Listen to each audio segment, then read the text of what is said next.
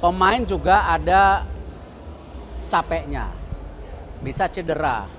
Dan pemain-pemain yang berkarir di klub-klub besar, ya kalau mereka sedang fokus ke klubnya, kita juga harus respect, nggak mungkin kita maksa. Ini sebagai juga laporan ke publik lah, bahwa memang dalam membangun sepak bola itu tidak mungkin stakeholder tidak bersatu. Kita bisa lihat dari private sector banyak sekali yang dukung, brandnya juga luar biasa, brand-brand yang memang dekat dengan sepak bola, olahraga, belum lagi banyak event juga yang tidak sekedar sepak bola, tetapi bagaimana kita mendekatkan diri dengan masyarakat, dengan fans, anak-anak kecil, difabel, ya, lalu juga dari keluarga yang kurang mampu, kita semua rangkul. Karena memang kita percaya harus berpikir lebih dari sepak bola. Yaitu apa? Sepak bola ini benar-benar alat pemersatu bangsa yang juga mengangkat marwah kita. Kita juga bagaimana nilai-nilai sepak bola itu ada kompetisi, ada saling membantu, friendly, dan hal-hal yang positif gitu. Selain ya memang kembali ini pertandingan yang ya seluruh Indonesia ratingnya tinggi banget sih. Jadi ya semua pada nonton sepak bola gitu. Jadi seberapa penting Pak peran sponsor bagi kelanjutan timnas? Ya kembali seperti yang saya sampaikan, tidak mungkin kita bergantung hanya dari pemerintah. 650 miliar lebih adalah angka yang fantastis. Saya juga tidak pernah terpikir mengelola sepak bola itu angkanya segitu besar. Kalau dulu di bola basket 30-40 cukup gitu. Di badminton mungkin 80. Ini benar-benar hampir bisa 7-10 kali lipat. Artinya ya memang peran pemerintah, private sector harus menjadi kesatuan. Kalau nggak tidak mampu, kalau tidak semuanya. Apalagi saya baru dengar tadi dari sosial media, Malaysia juga mau kembali membangun sepak bolanya. Ada coach baru katanya. Kita akan hire CEO. Kita akan lakukan ini ya. Ini kembali apapun yang kita sudah dapatkan hari ini jangan berpuas diri. Kita harus moving forward gitu. Harus jaga mimpi kita. Kalau tidak ya kita lewat lagi gitu. Soal AFF kan kemarin sempat bimbang soal AFF. Kemarin kan bimbang terus kemudian ketika ketemu Vietnam kalah, evaluasinya dari PSSI gimana? Ya saya sudah sampaikan bahwa setiap kita mengirim tim kita punya target. Targetnya juga bukan sesuatu yang hiperbol. Melawan Myanmar, Laos wajib menang. Melawan Vietnam seperti hitungan kalah terhormat, kalau bisa seri luar biasa. Tadi malam pemain-pemain menunjukkan permainan yang baik. Ya belum maksimal, baik, ada kesempatan tapi baik. Nah, jadi saya akan minta lagi seluruh tim ya untuk kembali sama-sama bersatu. Pelatih juga fokus ke targetnya, melawan Filipina ini harus menang. Gitu. Itulah. Balik lagi ke target untuk AFF ini nih apa sebenarnya Pak untuk timnas? Loh memang kan kita mau coba tim muda yang memang usianya 20,3. Karena memang persiapan kita juga untuk jangka menengah dan panjang. Menengah kita ada SEA Games. Panjang ya itu ada 2027 kejuaraan U23 yang dimana kita ranking 4. Artinya kalau kita tidak menyiapkan tim 17-20 tahun yang hari ini sedang berusaha main di Piala Asia, bahkan coba lolos Piala Dunia ya tidak mungkin. Ya kita lihat banyak juga pemain-pemain kita sudah mulai nanti 5 tahun lagi itu sudah mulai ke senior. Jadi ya kita harus terus bangun. Makanya tadi di paparan PSSI bagaimana dana-dana yang dikumpulkan ini kan kita membangun grassroots. Ya kompetisi, Suratin, Pertiwi, semuanya kita bangun. Dan ada yang luar biasa, bahkan juara dunia, tapi bukan di sepak bola 11x11, di e-sport. Saya salut.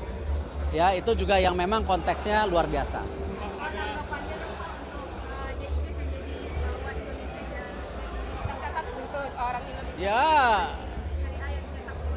kembali ya itu kan pertama kali pemain Indonesia bisa skor di Serie A, J Indes. Secara tidak langsung pasti kita bangga dong. Nah inilah prestasi-prestasi yang kita harus terus ukir, tidak hanya sebagai tim tapi individu kita bisa ngasih lihat di liga-liga besar mereka bisa menjadi bagian daripada sebuah kampanye sepak bola Indonesia mendunia gitu. Pak, peluang kita untuk lolos semifinal AFF sangat besar Pak. Update Ivar sama Justin gimana? Saya dari awal kan memang tidak memaksakan semua pemain harus gabung. Justru ini prioritas kita meningkatkan pemain-pemain yang ada di Liga Indonesia. Ya, tetapi kalau yang dari luar bisa, ya seperti Rafael, Marcelino ya sangat welcome.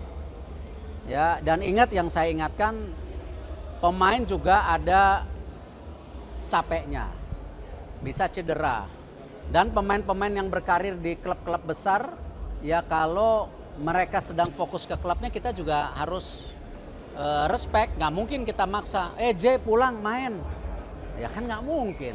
Dan ingat loh, para pemain tim nasional ini nggak ada punya gaji dari kita. Jadi sesuatu yang kita harus respect, bahwa kita harus juga jaga karir mereka gitu. Pak, ini revenue yang diterima PSSI dari sponsor sebesar apa sih? Itu tadi kan totalnya kan nanti diaudit. Tahun ini nanti diaudit di Kongres. Untuk tahun depan targetnya 650-an. Pak, ini tahun kedua dibandingin sama tahun pertama ada peningkatan lagi. Peningkatan apa? Jumlah Yo naik dong, naik dari pemerintah 120 ke 220, dari sponsor dari 200-an sekarang 300 lebih ya naik. Tapi kalau naik terus juga agak ya nggak tahu bisa terus naik nggak.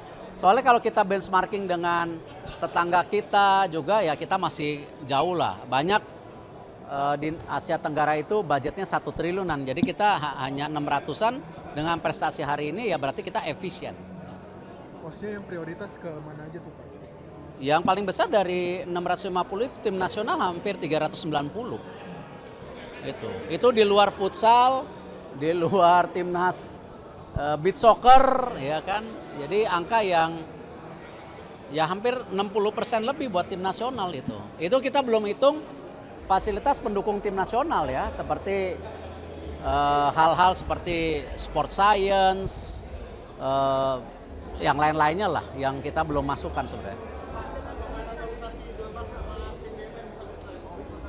Saya nggak tahu, waktunya sangat mepet karena dari DPR mendukung, tapi kan mereka sedang reses baru tanggal 15, pendaftaran tuh tanggal 13 kalau nggak salah. Jadi ya sayang.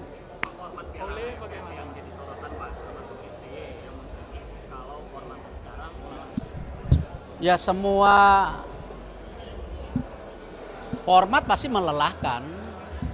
Karena itu kan saya tidak memaksa liga berhenti, kita fokus ke pemain muda.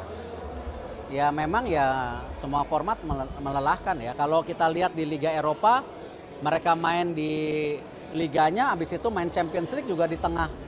Ya memang ya kembali saya berharap apapun yang kita sudah jadikan program semua komit. Jangan banyak bicara, jangan banyak ngeluh. Kita fokus aja lah gitu loh. Ya kita fokus di program yang kita sudah sepakati bahwa program PSSI baik, pelatihnya baik, pemainnya harus baik. kalau Bapak penurunan jumlah penonton di Liga 1 gimana Pak? Kenapa? Penurunan jumlah penonton langsung di Liga 1 Pak? Ya kita akan review nanti. Itu ada PT Liga nanti silakan bicara. Kenapa Pak? Kenapa bisa nurun Bapak?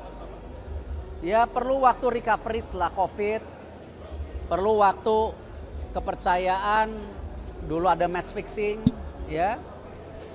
Perlu waktu juga ningkatin kualitas, karena kan sekarang masih ranking 6, nanti kalau ranking 3 pasti kualitasnya lebih bagus lagi.